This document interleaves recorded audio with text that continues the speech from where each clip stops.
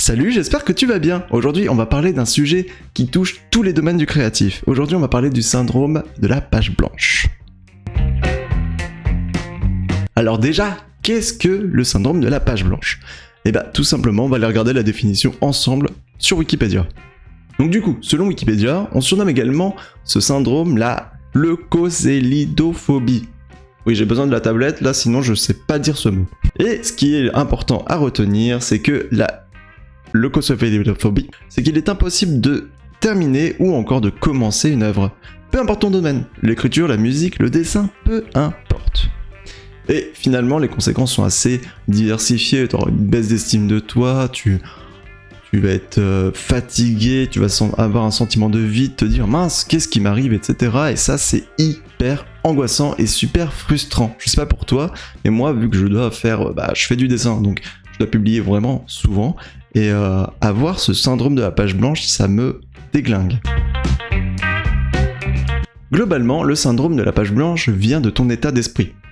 Et il est lié à plusieurs affects, et jusque-là, peut-être que tu l'avais déjà ressenti, ou peut-être que tu n'avais pas encore compris. Du coup, moi je te donne une petite liste non exhaustive, qui te permet un peu de savoir peut-être pourquoi ça t'arrive.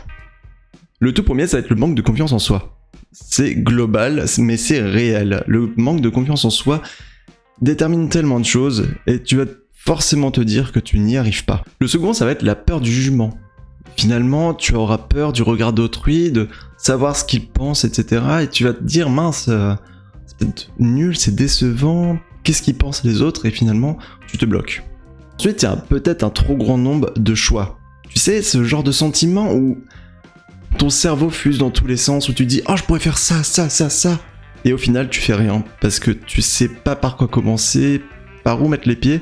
Et au final, ça crée ce sentiment de vide, et ça te met le syndrome de la page blanche, tout simplement. Le surmenage. Celui-ci, tu t'y attendais peut-être pas, mais le surmenage impacte ton état d'esprit globalement. Et du coup, t'en fais peut-être trop en ce moment, et t'as peut-être besoin d'une petite pause. Ensuite, on a le mauvais environnement. Le mauvais environnement, ça englobe tout ce qui t'entoure au final, là où tu crées. Ça peut être le fait que ce soit mal rangé, qu'il y ait des choses distraites. Par exemple, moi, je travaille sur mon PC. Bon, on évite d'allumer YouTube ou Netflix. Sauf de temps en temps, je vous l'avoue, quand je dessine, j'aime bien avoir un petit Netflix derrière. Mais du coup, c'est là où ça peut venir bloquer ta créativité, puisque t'es peut-être concentré sur d'autres choses que ce que tu veux faire à la base. Les tracas du quotidien. C'est tout ce qui englobe les soucis de la vie, hein, tout simplement. Tu dois payer l'URSSAF, tu dois... tu dois sortir les poubelles, plein de petits trucs que t'as laissé un petit peu traîner, et au final ça te tracasse un peu trop, ou alors justement des choses un peu plus difficiles, comme quelqu'un dans ta famille qui est malade ou autre, et ça, c'est des tracas qui vont impacter forcément ton état d'esprit. Et enfin, le perfectionnisme. Celui-ci est un peu plus subtil, puisque vu que tu es en train de le faire, ton dessin, ou de composer ta musique, ou encore d'écrire ton texte, tu vas avoir ce sentiment où c'est pas assez bon. Et moi, ça m'arrive assez souvent, je vous l'avoue, où je me dis, mince, il manque un truc et tout. Et parfois, ça bloque. Ton imagination n'arrive pas à reprendre le dessus, et tu sais pas quoi rajouter. Enfin, maintenant qu'on sait ce qu'est le syndrome de la page blanche, et qu'on sait peut-être ce qui a influencé ton état d'esprit actuel, comment on s'en débarrasse ? Chaque remède est propre à ta personnalité. Donc peut-être que certains ne vont pas fonctionner pour toi, peut-être que d'autres vont très bien fonctionner. Moi, je t'invite tout simplement à le dire en commentaire ce qui fonctionne sur toi, pour voir un peu quel type de personnalité, ou peut-être quel type de conseil fonctionne le mieux globalement. Le premier, le plus simple, c'est faire tout simplement une pause. T'arrives plus à créer, tu t'en vas, tout simplement. Tu vas te faire une balade, tu manges un truc dehors, tu vas avoir de la famille, tu joues à un jeu vidéo, bref, tu sors de cet environnement qui finalement n'est pas créatif du tout. En second, je te conseille de t'inspirer d'autrui. Peut-être que ça va bousculer un peu ta créativité, faire des choses un peu nouvelles. T'essaies de nouvelles techniques, faire, je sais pas, si tu fais du digital painting, peut-être remettre du croquis sur une page blanche tout simplement, faire de l'aquarelle, et peut-être même, pourquoi pas, t'inspirer de d'autres artistes de d'autres domaines. Par exemple, la musique peut être inspirante pour certains trucs, l'écriture aussi, certains détails, et tu dis, je vais redessiner une scène. Tu as tellement de possibilités avec l'inspiration que je peux que te conseiller d'aller voir un peu tout ce qui se fait dans tout type de domaine. En 3, je peux te conseiller aussi d'aménager ton environnement. Ouais, c'est bête, mais aménager ton environnement pour enlever ou plutôt éloigner les sources de distraction, ou alors tout simplement, moi j'ai ce petit rituel du matin où je lave mon bureau. Parce que j'ai un chat, il met des poils partout et ça me perturbe énormément. Donc tous les jours j'ai mes balayettes et hop, j'essuie un peu. C'est chiant, mais je peux attaquer après. S'ils y sont, je ne suis pas du tout productif. Tu peux instaurer aussi une routine créative ou encore un rituel créatif où en gros, à telle heure, par exemple, tu dois, tu es créatif à 17h, tu t'allumes une bougie, tu reprends les mêmes styles de choses que tu fais à chaque fois, t'allumes une musique, tu vois, tu te mets dans une ambiance qui vont stimuler ta créativité. Et en fait, petit à petit, à chaque fois que tu vas refaire ce rituel, ta créativité va revenir parce que en fait, c'est des choses qui sont logiques dans ton cerveau, tu vois. Tu lui instaures une routine et ton cerveau, il va se dire à ce moment-là, ah, il y a tous les éléments, il faut que je sois créatif. Et en fait, ça influence ta créativité. Alors, je sais pas si c'est sur du long terme ou du court terme. Je pense que c'est plus sur du long terme. Mais franchement, essaye. Tu peux aussi modifier ton processus créatif. J'entends quoi par là? Par exemple, un dessinateur, moi j'ai tendance à ne pas faire de croquis avant de juste, hop, je tabasse direct ma page sur Photoshop. Et je fais mon dessin, et ça, en fait les choses viennent au fur et à mesure. Par exemple, souvent j'ai le portrait d'une femme qui est déjà prête, et ensuite j'ajoute plein d'éléments dans tous les sens, et là j'ai ce côté créatif qui va vraiment ressortir à ce moment-là. Mais peut-être qu'en faisant un croquis sur feuille, ou vraiment je mets toute ma composition, tu vois, ça pourrait être différent, et peut-être dégager certains éléments. Et par exemple pour l'écriture, au lieu de réfléchir à chaque élément, tu écris directement ta page.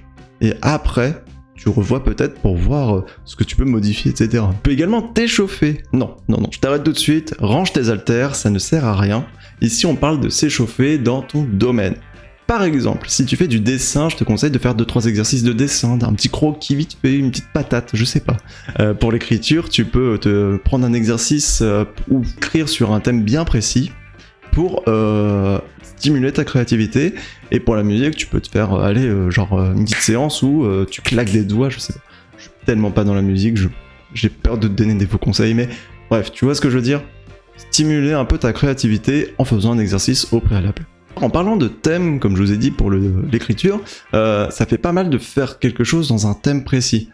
Par exemple, en dessin, on a souvent des petits thèmes, je sais pas, comme le Inktober, tu vois, où on te donne un thème précis et tu dois dessiner un thème bien précis. Et ben là, fais pareil, tu vas te chercher un mot, je sais pas, ou alors tu prends le dictionnaire, tu ouvres une page au pif, et paf, tu tombes sur porte, et bam, tu dessines une porte. Et pareil pour l'écriture ou la musique, ou je sais pas, t'essayes de trouver un truc dans un thème bien précis. Tu peux également utiliser des objectifs pour forcer ta productivité. J'entends quoi par objectif? Par exemple, un écrivain pourra se dire aujourd'hui, j'écris 2000 mots. Un dessinateur pourra se dire aujourd'hui, je fais un croquis. Et tous les jours, tu vois, tu te donnes cet objectif où tu dis ok, un croquis par jour pendant un mois, 2000 mots par jour pendant un mois, et bam! Tu vois, ça stimule, etc. Tu peux également structurer tes idées. Ouais, en fait, si t'as ce syndrome un peu de page blanche, tu te structures, tu te fais un brainstorming de plein de choses que tu as envie de voir sur ton dessin ou alors ta page. Et bon, alors c'est plus un aspect un peu composition où en fait tu vas réfléchir au préalable à ce que tu peux faire et ce que tu peux créer. Mais certains ne le font pas. Et finalement, peut-être que le faire, ça pourra aider à trouver certaines choses à faire. Je te conseille également, peu importe où tu vas, etc., d'avoir toujours un petit carnet où tu peux noter tes idées ou alors d'utiliser l'application de notes sur ton smartphone pour indiquer les idées que tu pourrais avoir. Et peut-être qu'en revenant dessus, ça te stimulera un peu plus, ou alors au contraire, tu te diras, ouais, non, l'idée que j'avais eue à ce moment-là, cata. Il y a la technique de rendre ta page noire. En fait, par exemple, tu prends ta page, que tu sois écrivain ou dessinateur, et en fait, tu la remplis de noir, tout simplement. C'est-à-dire que, par exemple, tu fais plein de dessins, plein de choses qui te viennent en tête. Je sais pas, tu penses à une pizza, bam, tu dessines une pizza, bam, tu penses à une gourde, tu dessines une gourde, bam, tu penses à une fleur, tu dessines une fleur, bref. Tu mets tout ça sur une page blanche, ça te stimule parce qu'en fait, dès que tu penses à un truc, bam, tu le mets. Et pareil, même si tu n'y arrives pas, hein, tu te dis pas mince, les proportions, nanana. Non, tu fonces. Et pareil, pour un écrivain, tous les mots qui te viennent en tête, tout ce à quoi tu penses, tu les mets dessus. Peu importe, même si ça veut rien dire, même si ta phrase ne veut rien dire, etc. Fais-le. Et peut-être que ça stimulera beaucoup plus. Il y en a beaucoup qui l'utilisent, surtout en écriture, parce qu'en fait, ça te stimule et ça te permet de sortir toutes tes idées de ta tête.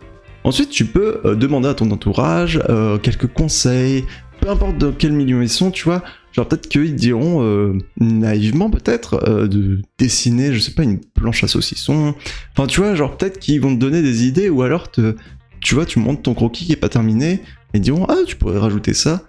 Et moi je l'utilise beaucoup quand je suis en live sur Twitch où justement je vais demander à ma communauté de me dire je sais pas quoi mettre à cet emplacement là, vous en pensez quoi? Et souvent on me donne des petits trucs et tout qui sont vraiment sympas à faire et au final la composition elle est incroyable. Enfin tu peux également te trouver un binôme ou un groupe de travail avec lequel tu peux échanger, te donner par exemple, te dire vas-y à 16h tout le monde devant sa page, on écrit ou on dessine ou je ne sais quoi et bam tout le monde est à fond dedans et à la fin tu vois tout le monde se montre un peu son truc et c'est inspirant tu vois d'avoir un groupe avec lequel tu peux entretenir une relation et avec lequel tu peux échanger. Parce que souvent, quand tu échanges avec quelqu'un qui n'est pas dans ton domaine, vu que c'est un discours assez naïf, tu pourras pas t'améliorer.